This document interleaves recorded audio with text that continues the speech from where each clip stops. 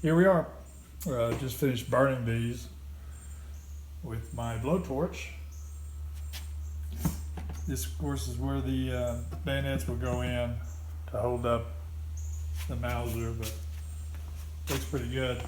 I'm about to put some stain oil varnish, and that is the bookshelf I built on my workstation, and it's upside down right now because that's how I varnish is get the tops or the bottoms, flip them over, and do the rest of it. But this is where my my little cleaning apparatus will fit perfectly under that 8x32 space, and it'll also be varnished.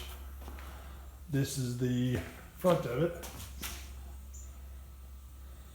and I'll use the rest of this as a backboard for it. Okay,